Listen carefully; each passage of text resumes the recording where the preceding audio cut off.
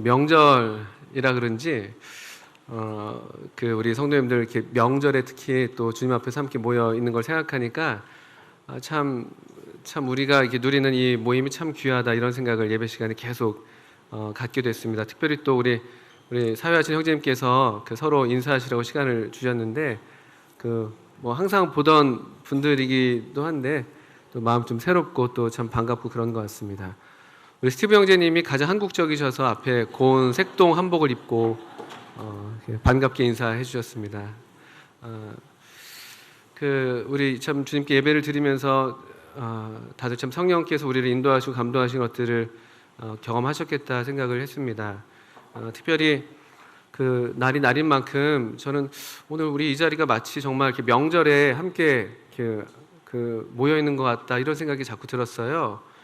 하나님 아버지, 이제 우리 오늘 또 이렇게 집회 끝나시면 다들 이제 여기저기로 가실 것 아니겠습니까? 뭐 주로 고향으로 많이 가신다 이렇게 보통 얘기하는데 누가 그러더라고요. 고향은 그냥 동네 지역이 아니라 나를 길러주고 나를 사랑하셨던 부모님이 계신 곳. 그러니까 사실 부모님이 계신 곳이 고향이죠. 만약에 내가 태어난 곳이 제 고향이 아무리 방학동이어도 부모님이 다른 데 계시면 제가 다른 데로 가겠죠. 그런 얘기를 하더라고요. 참 맞는 말인 것 같습니다. 그런 면에서 사실은 우리 매 주일마다 이렇게 모여 앉아 있는 우리 이 자리가 일종의 또 뭐 명절에 함께 우리 아버지 앞에 함께 모여 앉아 있는 그런 자리와 같은 것이 아닌가 생각이 들었어요. 부모님들은 저는 사실은 아직 그런 경험이 없어서 모르겠습니다만 특별히 이제 밖으로 이제 자녀들을 보낸 부모님들은 이런 날이 되면 자녀들이 언제 올까, 오긴 올까, 뭐 오면 어떻게 해줄까, 뭐 음식을 또 뭐 장만하시고 뭐 이렇게 싸줄 것들도 준비하시고 이러시는 것 같습니다. 그래서 자식들은 항상 그렇게 하지 말라고 하는 것 같고 부모님 힘드시니까 그만하시라고 또 먹을 여유도 없고 또 입맛도 달라지고 뭐 그러지 말라고 하는데 부모들은 계속해서 이렇게 무언가를 이렇게 준비하고 또 수고하고 또 이렇게 또 뭘 줄 것들을 계속 이렇게 미리 예비하시는 것 같아요. 그런 것처럼 오늘 우리 매 주일마다 주님께서 저희들을 주예상으로 부르실 때마다 우리 아버지께서 얼마나 참 우리에게 이렇게 베풀기를 즐거워하시고 또 주시기를 참 기뻐하시고 또 주고 또 주시고 또 우리를 계속해서 배불리시고 또 먹이시고 또 우리를 이렇게 주님의 사랑으로 만족해하는 모습을 보시면서 얼마나 참 기뻐하시나 마치 부모님이 그러는 것처럼 사실 부모님들의 마음이 우리 하나님 아버지의 마음을 닮아서 그런 것이겠죠. 그래서 오늘 유독 우리 기도 가운데 감사 가운데 하나님 아버지 이렇게 우리가 하나님을 우리 아버지를 부르는데 그 호칭이 다른 여느 때보다도 더 이렇게 마음에 와 닿는 것 같습니다. 제가 한 말씀이 생각이 나서 먼저 좀 읽기를 원하는데 로마서 8장을 보시면은 이런 말씀이 있는 것을 다들 아십니다. 로마서 8장 15절부터 17절까지 한번 봐주시면 감사하겠습니다.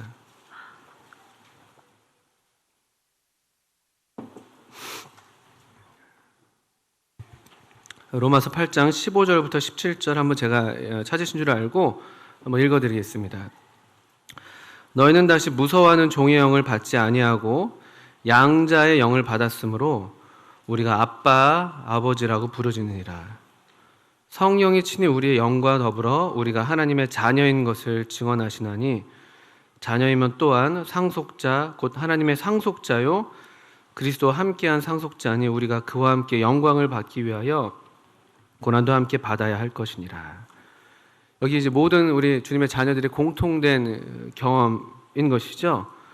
우리 안에 성령께서 오셨는데 주 예수 내 마음에 들어와 계신 후 아까 그런 또 찬송 가사로 감사를 드리셨는데 이 주의 성령께서 우리 가운데 오셨습니다. 이 주의 성령을 여기 8장 15절부터는 양자의 영이라고 이름을 달리해서 부릅니다. 이 성령님 덕분에 성령께서 우리 안에 오셔서 우리 영과 더불어서 친히 우리가 하나님의 자녀인 것을 증언해 주신다, 증거해 주신다 이렇게 말씀하시죠. 놀라운 사실이죠. 그래서 우리로 하여금 하나님을 아빠, 이렇게 이제 우리 그냥 그 당시에 말 그대로 옮긴 번역인데 아빠, 아버지라고 부른다. 아빠 이렇게 부를 수 있게 하는 분이 성령님이다.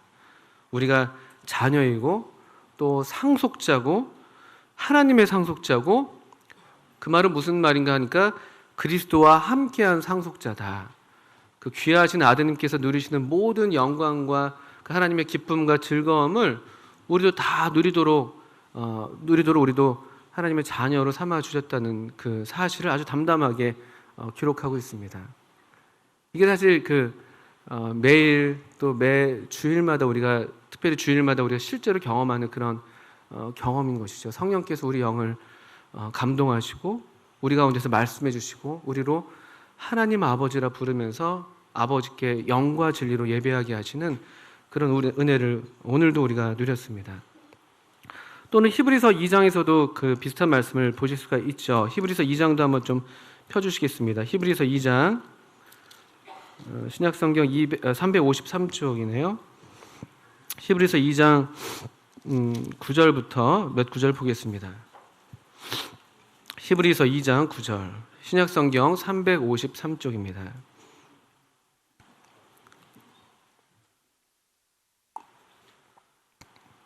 2장 9절부터 한번 읽어 드릴게요. 오직 우리가 천사들보다 잠시 동안 못하게 하심을 입은 자 곧 죽음의 고난 받으심으로 말미암아 영광과 존귀로 관 쓰신 예수를 보니 이를 행하심은 하나님의 은혜로 말미암아 모든 사람을 위하여 죽음을 맛보려 하심이라.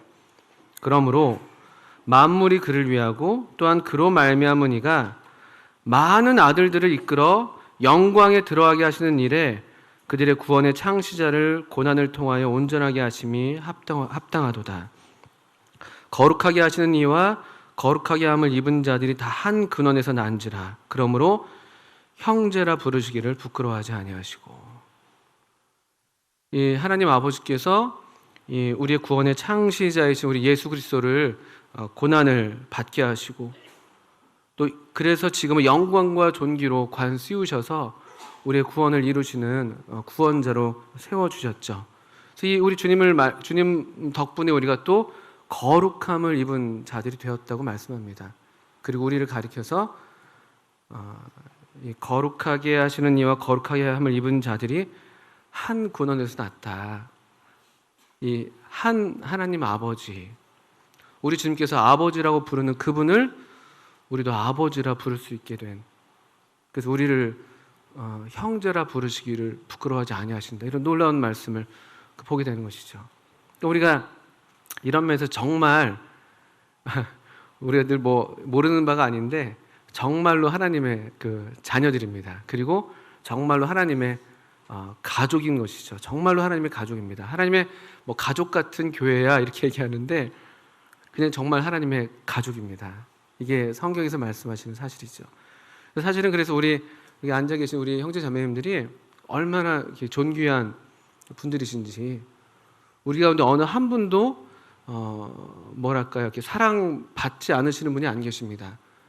또 우리 중에 어느 한 분도 하나님께서 이렇게 무관심한 채로 두시는 그런 분이 아니시라는 것이죠.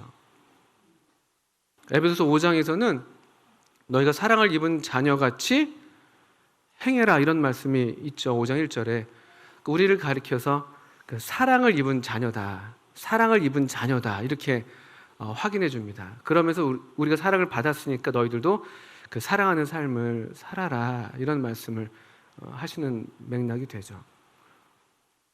또 우리 가만 생각해 보시면요, 우리 앞에 이렇게 상을 베푸시고 우리로 매 주일마다 이런 명절을 누리게 하시고 또 아버지의 사랑 가운데 우리를 다시 하나로 불러주시고 또 이 떡이 하나인 것처럼 많은 우리가 한 몸인 것을 우리로 기억하게 하시고 확인하게 하시는 이 하나님 아버지께서 이 하나님 아버지의 마음을 잘 보여주는 또 그림이 누가복음 15장에 나오는 탕자의 비유 이야기잖아요. 그 탕자의 비유 이야기는 사실은 포인트는 그 아버지신 거죠. 아버지.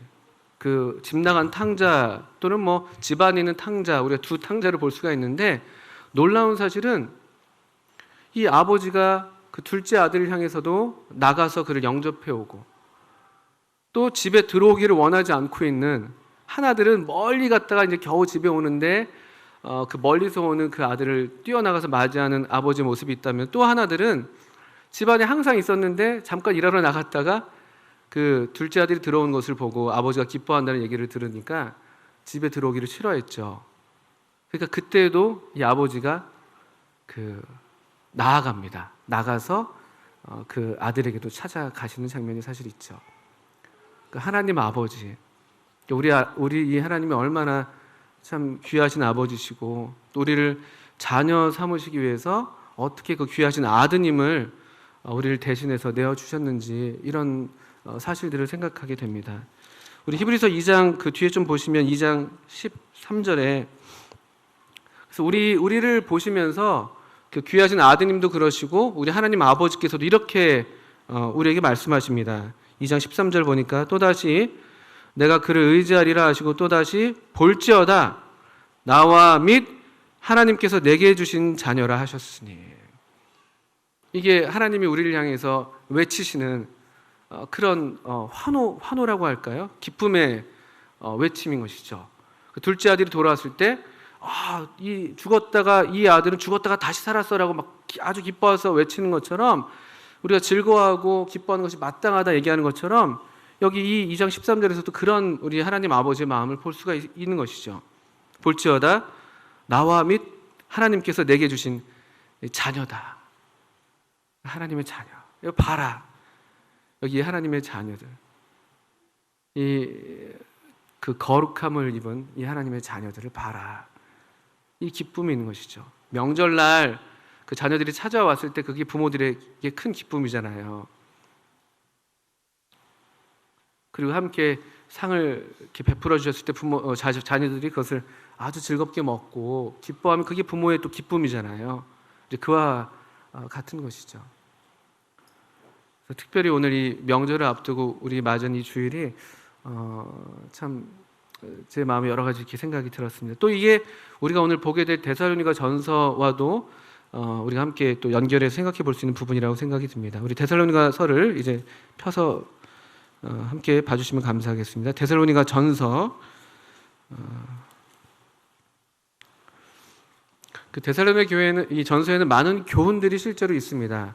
이 사도 바울이 이제 막 그 태어난 지 얼마 안 된 교회, 이 교회를 향한 어떤 간절한 마음과 또 거룩한 염려를 따라서 이 편지를 써서 또 바울의 어떤 심정을 얘기하면서 또 필요한 말씀들을 권면해 주고 있습니다.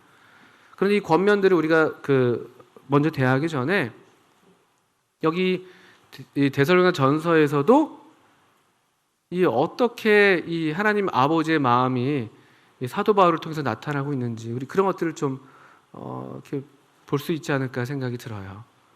이 데살로니가 전서 전체를 아우르고 있는 이 부모로서 이 바울의 심정, 그 애정, 그 가운데 이 교회를 향해서 하나님의 거룩한 뜻을 따라서 주시는 그런 권면과 교훈들을 우리가 받아야 아마도 우리 마음이 정말 하나님 마음을 기쁘시게 하는 그런 마음으로 이 말씀을 순종할 수 있겠다 생각이 듭니다.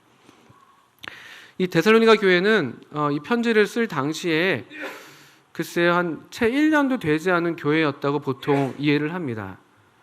이 데살로니가 교회가 설립됐던 그 이야기는 사도행전 17장에 기록이 되어 있습니다. 이 데살로니가에 갔던 이 바울과 실라 일행, 아마도 누가와 디모데가 동행했습니다. 같이 4명의 어떤 팀 사역을 하고 있는 그런 선교사들이 이 데살로니가를 가게 됐습니다. 거기 이제 유대인의 회당을 만나게 됐어요. 유대인의 회당이 있었다는 것은 그만큼 그 지역에 유대인들이 많았다는 뜻이죠. 사실은 그 전에 빌립보에서는 회당을 발견하지 못했었어요. 그 얘기는 또 빌립보는 그렇게 유대인이 많지 않았다는 것이고, 어떻든 유대인의 회당에 가서 새 안식일 동안 이 성경을 강론했습니다. 성경을 열어서 예수가 이 그리스도다, 이것을 이제 성경을 통해서 증명하고 강론했는데, 우리 죄송합니다만 사도행전 17장을 먼저 한번 같이 보시면서 이 말씀을 드리는 게 더 좋겠습니다. 여기 손을 넣으시고 사도행전 17장 1절부터 한번 보시면,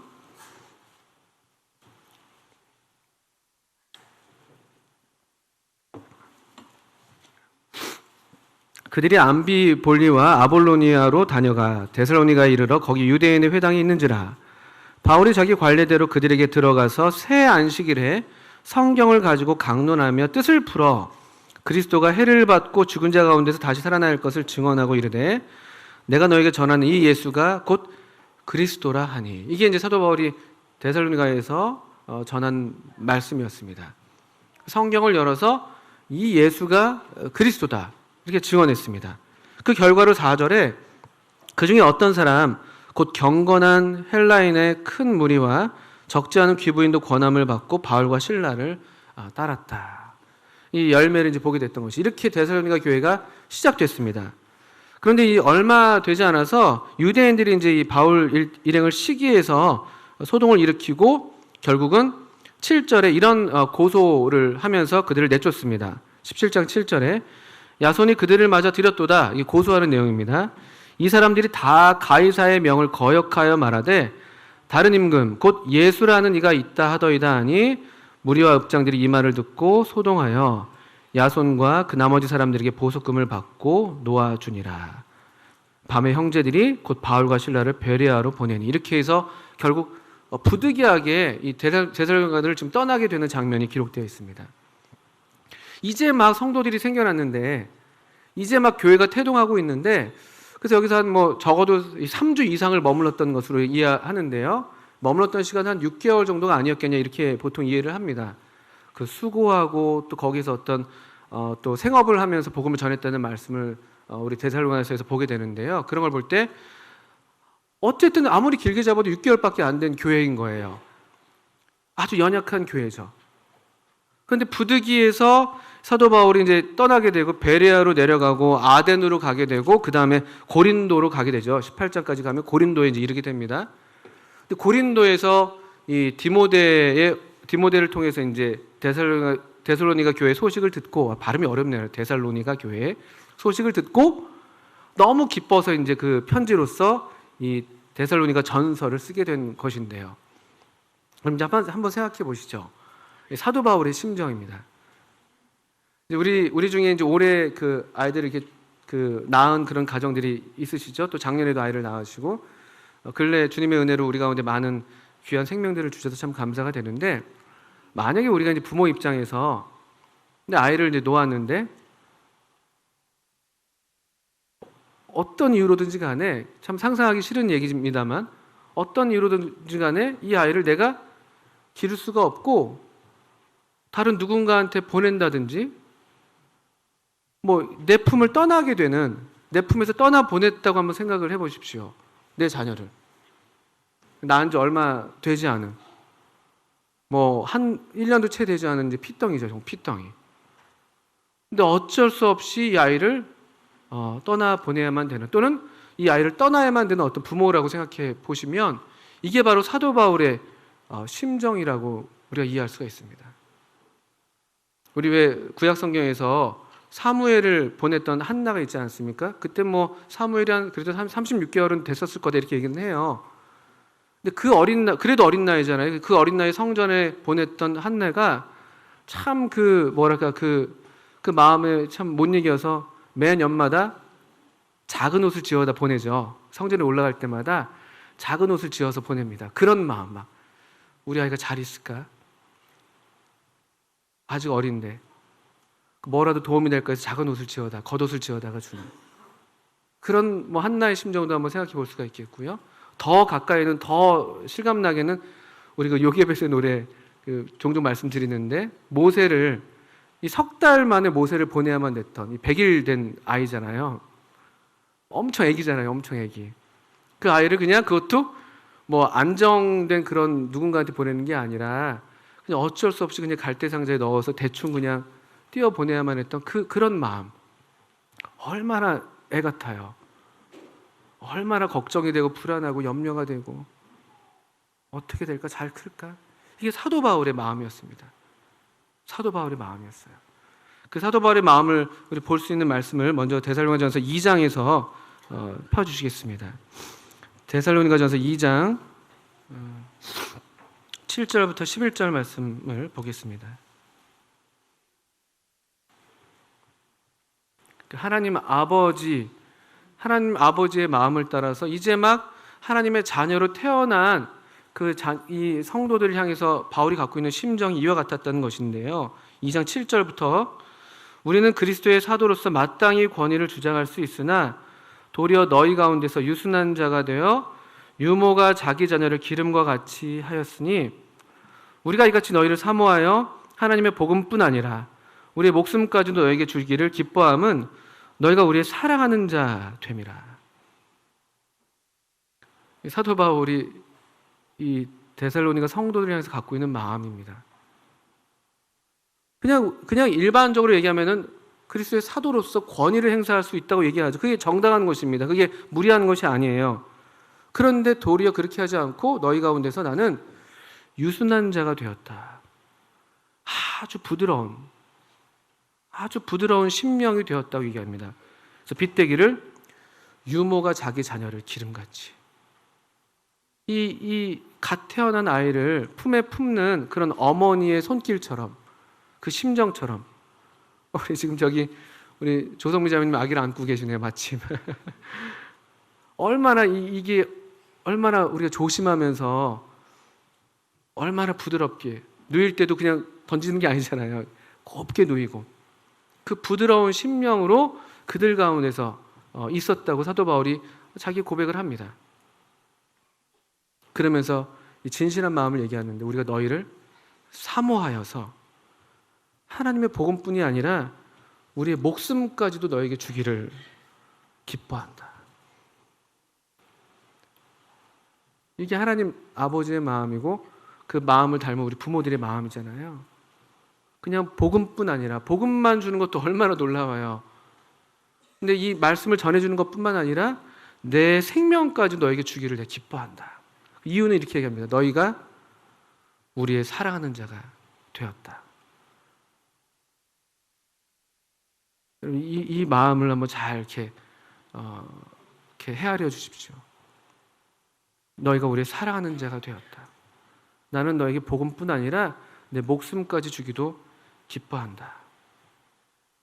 이런 성도가 데살로니가 교회 가운데 있었습니다. 이런 형제가.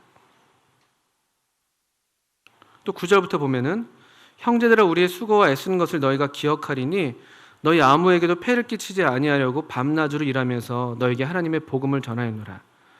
우리가 너희 믿는 자들을 향하여 어떻게 거룩하고 옳고 흠없이 행하였는지에 대하여 너희가 증인이요 하나님도 그러하시도다. 너희도 아는 바와 같이 우리가 너희 각 사람에게 아버지가 자기 자녀에게 하듯 권면하고 위로하고 경계하노니 이는 너희를 부르사 자기 나라와 영광에 이르게 하시는 하나님께 합당히 행하게 하려 함이라. 먼저는 그 유순난 자가 되어 유모가 자기 자녀를 기름과 같이 했다고 말씀했는데 또 한 측면에서는 여기 아버지가 자기 자녀에게 하듯 그 삶으로서 먼저 본을 보였던 간증을 얘기하고 있죠. 9절에서 아무에게도 폐를 끼치지 않으려고 내가 수고했다. 너희 가운데에서 밤낮으로 일하면서 하나님의 복음을 전했다. 이게 우리 보통 아버지를 갖고 있는 소위 가장으로서의 태도잖아요. 자식들에게 짐이 되지 않게 하려고. 그러면서도 가장으로서 우리의 자녀들의 생계를 책임지는 도리어 그런 마음들. 또 10절에서 아버지로서 먼저 본이 되는 삶을 살고자 했고 실제로 그런 삶을 살았기 때문에 하나님이 내 삶에 대한 증인이다. 이렇게 담대하게 얘기할 수 있는 그런 삶을 살았습니다. 이것이 바로 아버지가 자기 자녀에게 하듯 하는 것인데요. 권면이라는 말은 위로한다는 뜻이 먼저 있습니다. 위로한다. 아버지가 자기 자녀를 이렇게 위로해 주는 것처럼 어깨를 툭툭 치면서 뭔가 이렇게 힘들어 있을 때, 무너져 있을 때 격려해 주는 그런 말씀이죠. 격려하고 위로한다. 그리고 격려하고 위로하고 또 필요할 때는 따끔하게 권면하는, 얼굴이 따가울 정도로. 이게 아버지가 하는 일이었죠. 지금 무슨 말씀을 드리냐면 사도 바울은 이런 하나님 아버지의 마음을 닮은 성도로서 그들 가운데 있었다는 것이죠. 그리고 이런 성도가 그들의 일꾼이었습니다. 이것이 왜 중요한가 하면은 데살로니가 교회는 놀랍게도 1장 7절에 보시면요. 한마디로 얘기해서 이 교회는 본이 되는 교회였습니다. 본이 되는 교회. 그러므로 너희가 마게도냐와 아가야에 있는 모든 믿는 자의 본이 되었다. 이게 사실 우리 모든 성도들의 바람 아닌가요? 우리가 한 교회에, 이 서울 북부교회라는 교회의 지체로서 함께하고 있는데, 우리들 마음에 어떤 소원이 있다면, 우리가 주님의 은혜를 구하는 것이 있다면은 이런 교회, 믿음의 역사, 사랑의 수고, 소망의 인내가 풍성한 교회, 형제를 사랑하는 일에 아주 풍성한 교회, 믿음의 소문이 널리까지 퍼지는 그런 교회. 다른 사람을 의식해서 그런 게 아니라 우리가 보통 바람이 그런 것이, 우리가 그런 노래를 부르잖아요. 이런 교회 되게 하소서. 또 교회라는 찬송들. 이 우리 모두의 바람이잖아요. 근데 이 데살로니가 교회는 그런 마음, 목표가 있었던 것도 아니에요. 이제 막 태어난 교회예요. 무슨 목표가 있겠어요? 무슨 우리 교회 중장기 비전은 이렇고, 우리 교회는 이런 교회가 되어서 이 지역을 변화시키고 이 지역에 또 영향을 주고 이 대한민국을 섬기고 이런 얘기할 틈이 있었던 교회가 아니에요. 그냥 갓 태어난 교회였어요. 그런데 놀랍게도 모든 여기 이 지역에 믿는 자들의 본이 되는 교회였다는 것이죠. 어떻게 이런 교회가 될 수 있는가? 이게 우리의 오늘날 바람일 텐데요. 그 중에 아주 중요한 그 축이 있다면 지금 말씀드렸던 이 하나님 아버지의 마음을 담은 그 성도들. 제가 그냥 계속 성도라고 일부러 말씀을 드립니다. 그냥 단순히 한두 명의 일꾼일 수도 있겠습니다만, 이게 비단 한두 명, 그냥 교회 일꾼에게만 해당되는 말씀이 아니라는 것이죠. 우리는 우리의 경향이, 아까 누가복음 15장 말씀을 드렸습니다만, 집 나간 탕자이거나 집에 있는 탕자이거나 둘 중에 하나인 경향이 우리한테 커요. 제가 보기엔, 제 경험을 볼 때는. 우리가 잘 못할 때는 소위 집 나간 탕자의 마음이 되죠. 그럴 때 훨씬 더 많죠. 그게 나은 건지 모르겠습니다만. 또 우리가 좀 잘한다 싶으면은 집에 있는 탕자 모양이 되더라고요. 저를 보니까. 내가 좀 한다 싶으면. 그런데 아버지의 마음을 모르는 거예요. 이 아버지의 마음을. 집 나간 탕자나 집안에 있는 탕자나. 이 아버지의 마음을 갖고 있는 성도들이 많다는 것, 또 성도들이 이 아버지의 마음을 닮아 있고 그 마음을 알고 그 마음을 따라서 행하고 있다는 것, 이것이 소위 말하자면 본이 되는 교회라고 할까요? 건강한 교회라고 할까요? 그 건강한 교회의 핵심인 것 같아요. 이런 성도들. 바울은 얼마나 간절하게 그들을 사모했는지 1장 우리 2절에서 그의 기도의 내용, 우리가 너희 모두로 말미암아 항상 하나님께 감사하며 기도할 때 너희를 기억한다. 또 2장에서는 이미 여러 구절을 봤고요. 2장 17절, 형제들아 우리가 잠시 너희를 떠나는 것은 얼굴이요 마음은 아니니 너희 얼굴 보기를 열정으로 더욱 힘썼다. 2장 19절, 우리의 소망이나 기쁨이나 자랑의 면류관이 뭐냐? 그가 강림하실 때 우리 주 예수 앞에 너희가 아니냐? 너희는 우리의 영광이요 기쁨이다. 이게 자녀들을 향해서 갖고 있는 부모의 마음이잖아요. 부모님들이 내 자식이 나보다 더 잘났어라는 얘기 들으면 질투가 나시나요? 형제 간에 그런 얘기 나오면 질투를 엄청 하죠. 그래서 형제 간에 절대 비교하지 말라고 하잖아요. 그러면 이제 집안이 이제 어려워지죠. 근데 부모는 안 그러잖아요. 내 자랑이고 내 면류관이야. 내 기쁨이야. 나보다 더 키가 큰 아들을 보면서 내가 더 커야 되는데 이렇게 안 한단 말이죠. 너무 감사한 거죠. 그게 우리 자랑이죠. 그 자제분이 아빠보다 더 얼굴이 잘생겼어요. 그러면 이게 우리의 기쁨이 되잖아요. 지금 이런 마음을 지금 그냥 이게 터쳐 나오고 있는 거죠. 사도 바울에게서는요. 3장 1절에 이러므로 우리가 참다 못하여 이 터쳐 나오고 있죠. 우리만 아덴에 머물기를 좋게 생각해서 디모데를 보냈다는 거예요. 이게 그냥 가만히 앉아가지고 잘 지낼까 못 지낼까 이게 염려하는 게 너무 마음에 큰 어떤 부담이고 짐이 되니까 지금 디모데를 보냈다는 것이에요. 6절에 디모데가 너희에게로부터 와서 너희 믿음과 사랑의 기쁜 소식을 우리에게 전하고 또 너희가 항상 우리를 잘 생각하여 우리가 너희를 간절히 보고자 함과 같이 너희도 우리를 간절히 보고자 한다 하니 7절에 이러므로 형제들아 우리가 모든 궁핍과 환난 가운데서 너희 믿음으로 말미암아 너에게 위로를 받았다. 지금 여전히 궁핍과 환난 가운데 있는데 데살로니가 교회가 잘 지내고 있습니다. 디모데가 와서 우리 이 데살로니가 성도들이요 얼마나 주님을 사모하고 또 우리 바울 형제님을 지금 막 그리워하고 있는지 그 소식을 전해주니까 너무 마음이 위로가 된 거예요. 그러면서 하는 말이 8절에 그러므로 너희가 주 안에 굳게 선즉 우리가 이제는 살리라. 그러니까 그 전까지는 죽을 것 같았던 거예요. 근데 이제 그 소식을 들으니까 아유 살겠네. 그 애타하는 바울의 마음, 이 주의 성도들을 향해서 주의 교회를 향해서 애타하는 바울의 마음, 이 마음이 오늘날 우리 교회에도 너무나 간절히 필요한 것이죠. 탕자의 자리에 우리를 두기보다 하나님 아버지의 마음을 담는, 어떻게 우리 이 아버지의 마음을 닮을 수가 있을까요? 이 아버지를 많이 경험할수록, 이 아버지의 온전한 사랑을 누리면 누릴수록, 탕자가 처음 집에 돌아올 때는 이 아버지를 잘 몰랐잖아요. 그러니까 내가 돌아가면 나를 품꾼의 하나로 여겨달라고 해야지, 하늘과 아버지께 내가 죄를 졌다고 말을 해야지, 다 이제 시나리오를 짰죠. 돌아왔는데 아버지가 말할 틈도 주지 않죠. 말할 틈도 주지 않고 그냥 끌어안고, 목을 어긋맞고 끌어안고, 그 다음에 이 종들을 불러다가 가장 좋은 것을 준비해라. 좋은 신을 신기고 가락지를 끼우게 하고.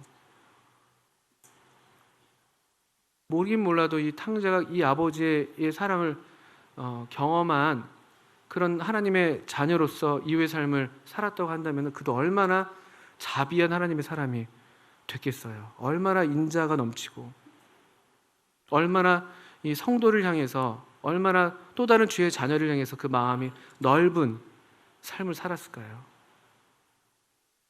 그가 어떤 사람이든지 간에. 또 한 축은요, 지금 이제 이런 사도 바울의 축을 생각했다면요, 어떻게 이 데살로니가 교회는 이런 본이 되는 교회가 되는가, 어떻게 믿음의 역사와 사랑의 수고와 소망의 인내가 이렇게 넘치는 그런 소위 말하는 오늘날 건강한 교회가 됐는가, 또 하나의 비결이 있는 것 같아요. 이런 성도들이 많이 있었다, 또는 사도 바울 같은 일꾼들이 있었다는 것이 하나의 이유라면은, 또 하나는 1장 5절 말씀을 먼저 보실까요? 1장 5절. 1장 5절.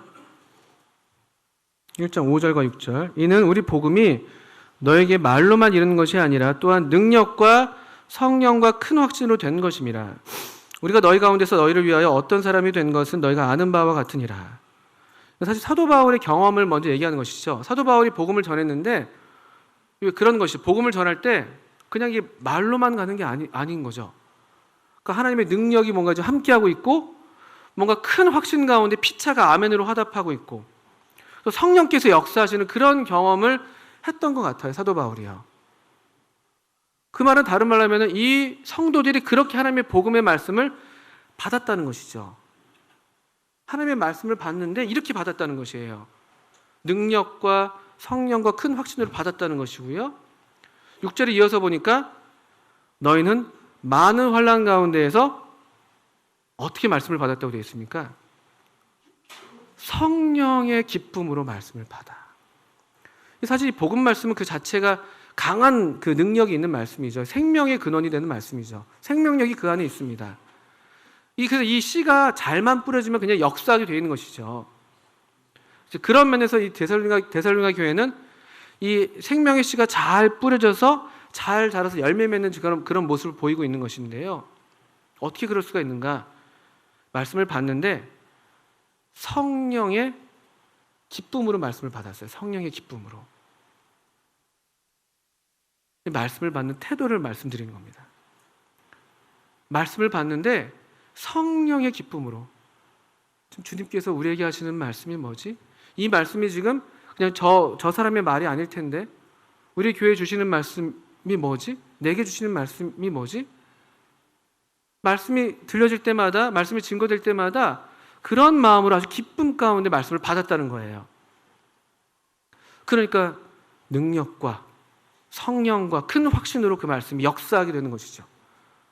그 역사가 돼서 열매를 맺고 있는 모습을 우리 1장에서 보는 것이고요.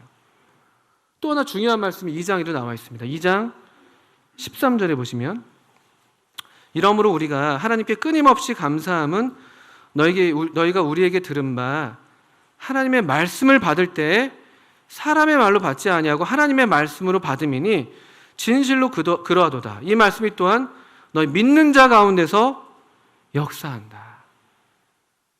저는 이런 말씀을 받는 태도, 1장 6절이나 2장 13절 같은 태도를 볼 때 이게 그 베드로전서 2장에서 갓난아이 같이 순전하고 신령한 저절 사모하는 그 태도의 어떤 실례인 것 같아요.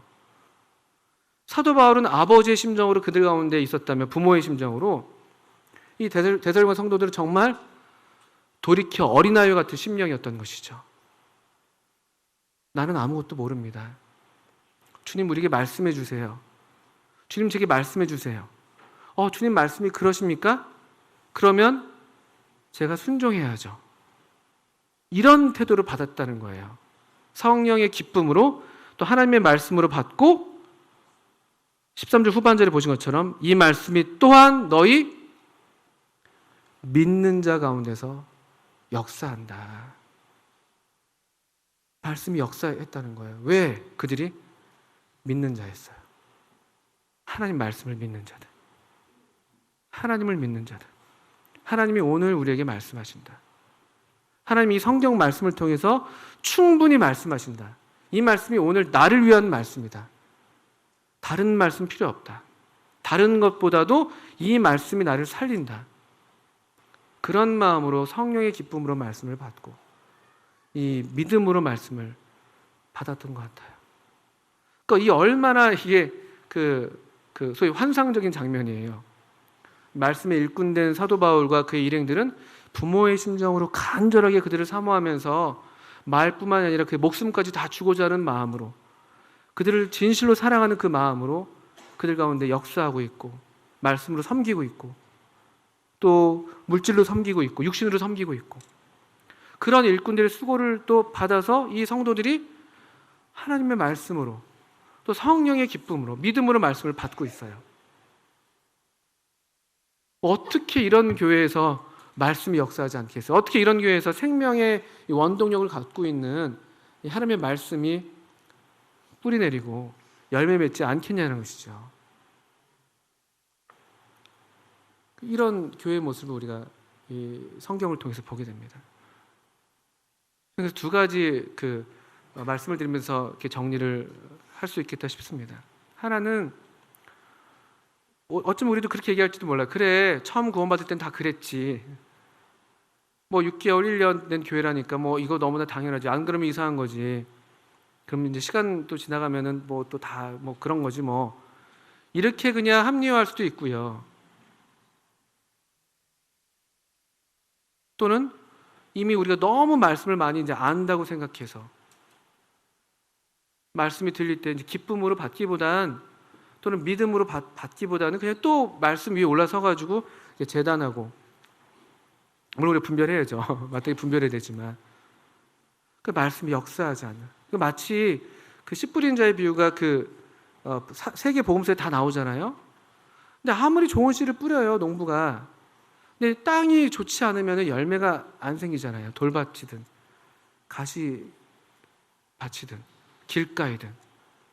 악한 자가 와서 말씀을 가져가기도 하고, 또 잠깐 기쁨으로는 받았다가는 또 환난을 당하면 또 금세 떠나버리고 뿌리내리지 못하고, 또 어떨 때는 이 재리와 이 염려와 이런 걸로 또 말씀이 막혀가지고 결실하지 못하고, 혹여라도 우리 삶 가운데, 우리 개인의 삶 가운데, 또 우리 교회의 삶 가운데 우리가 뭔가 하고 있는 것 같은데, 뭔가 수고하고 있는 것 같은데, 뭔가 하고 있는 것 같은데 열매가 그렇게 생각보다 안 맺힌다 라는 어떤 생각이 드신다면, 개인의 삶에서든 우리 교회 가운데 그런 생각이 든다면은 이 말씀에 비춰서 한번 우리 자신을 비춰보실 수 있습니다. 첫째로, 내가 하나님의 말씀을 잘 받고 있는가? 믿음으로 받는가? 기쁨으로 받는가? 더 나아가서 아까도 말씀드렸습니다만 우리 가운데 이런 하나님 아버지의 마음을 갖는 마음을 알고 누리고 배워서 그 마음을 따라서 성도들을 생각하는 그런 성도들. 나는 어떤가? 나는 아버지를 배우고 있는가? 나는 아니면 그냥 이렇게 또 다른 탕자 사이에서 그냥 왔다 갔다 하는 그냥 그런 위치만 바꿔가는 건 아닌가? 아버지의 마음을 닮은 그런 주의 자녀들. 아버지가 때마다 날마다 우리를 계속 초대하시잖아요. 계속 이 마음을 우리에게 나타내 보이시잖아요. 다른 무엇보다도 너무 더 확실하게 우리에게 알려주시는 이 떡과 잔을 통해서 우리에게 날마다 말씀하시는 게 뭐예요? 내가 너희를 이렇게 사랑했다. 너희가 나의 사랑하는 자가 됐어. 내가 너희를 위해서 내 목숨까지 주기를 내가 기뻐했어. 실제로 그렇게 했어. 너희 중에 누구라도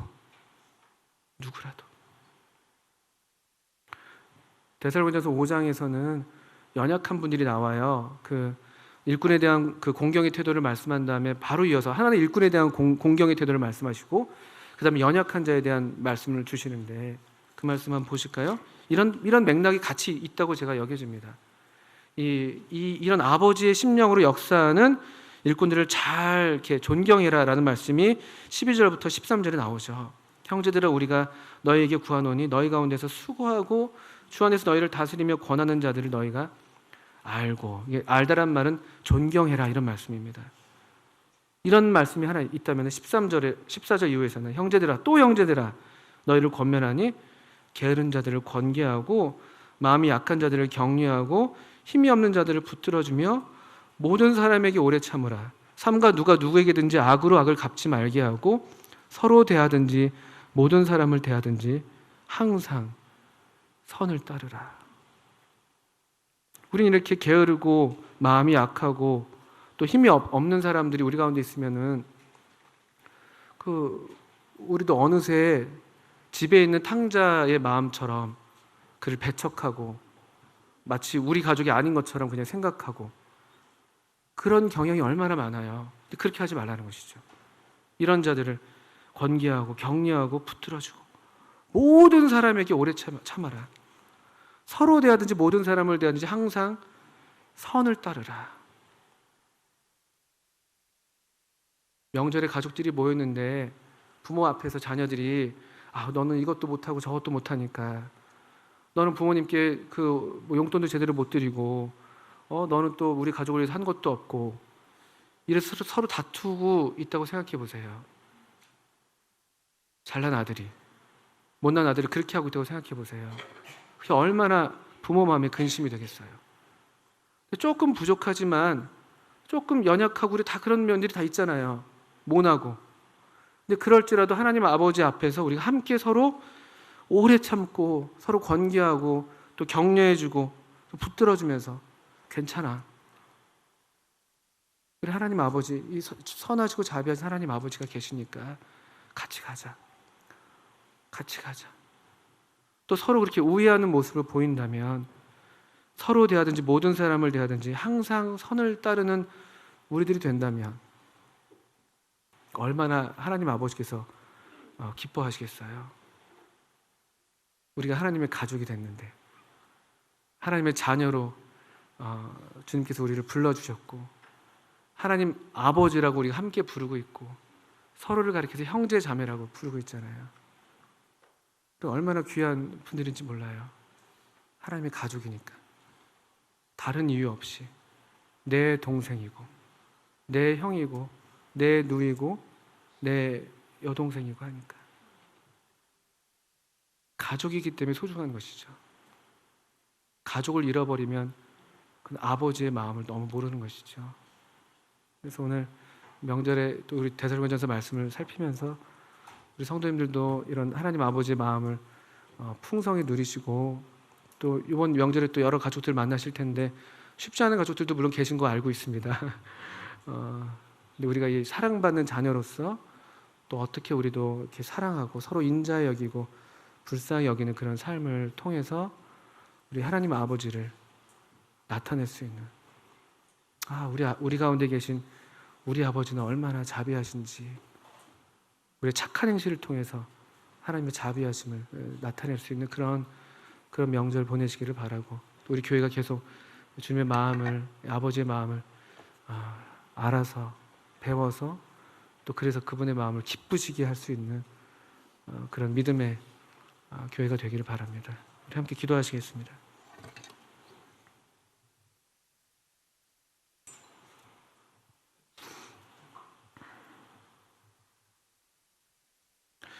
하나님 아버지, 우리에게 또 이런 복된 날을 주셔서 참 감사합니다. 이 날을 통해서 또 하나님 말씀을 통해서 우리 하나님 아버지를 또 저희로 기억하게 하시고, 또 우리가 어떻게 하나님의 자녀가 되어서 어떻게 하나님의 사랑 가운데 있는 하나님의 가족이 되었는지 놀라운 은혜를 또 상기할 수 있게 해주셔서 감사합니다. 아버지 하나님, 저희들의 심령을 하나님 말씀으로 또 성령으로 계속 충만케 하셔서 또 이번 명절에 우리들이 만나는 또 다른 가족 친지들에게도 이 자비하신 우리 하나님 아버지를 나타내고 또 증거하고 또 항상 선을 따르는 그런 귀한 시간들로 인도해 주시기를 기도합니다. 이 모든 기도와 간구를 우리들의 주님, 귀하신 아드님 예수님의 이름으로 하나님 아버지께 올려드립니다. 아멘. 네, 감사합니다.